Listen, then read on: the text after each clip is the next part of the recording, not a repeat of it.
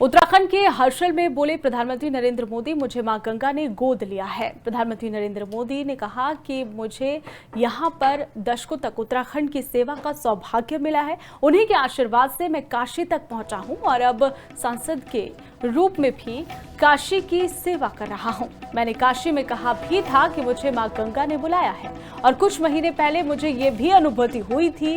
उन्होंने ये बात कही, मां गंगा ने मुझे अब गोद ले लिया है। बोले प्रधानमंत्री नरेंद्र मोदी, ये मां गंगा का ही दुलार और प्यार है।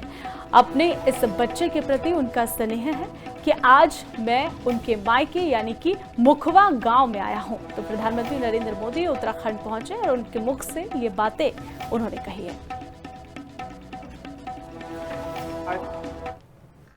एक बार फिर यहां आकर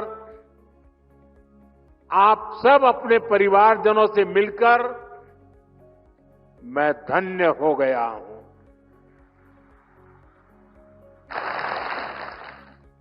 मां गंगा की कृपा से ही मुझे दशकों तक उत्तराखंड की सेवा का सौभाग्य मिला है। मैं मानता हूं उन्हीं के आशीर्वाद से मैं काशी तक पहुंचा और अब सांसद के रूप में काशी की सेवा कर रहा हूं। और इसलिए मैंने काशी में कहा भी था, मुझे मां गंगा ने बुलाया है। और कुछ महीने पहले मुझे ये भी अनुभूति हुई कि जैसे मां गंगा ने मुझे अब गोद ले लिया है, ये मां गंगा की ही दुलार है। अपने इस बच्चे के प्रति उनका स्नेह है।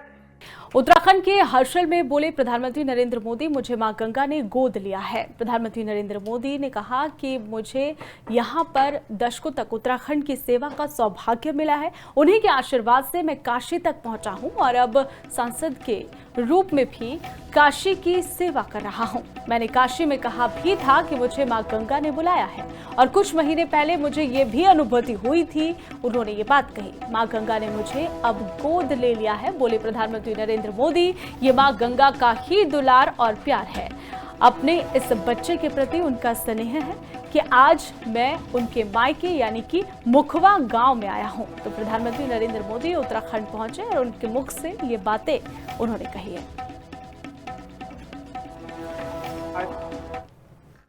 एक बार फिर यहां आकर आप सब अपने परिवारजनों से मिलकर मैं धन्य हो गया हूं।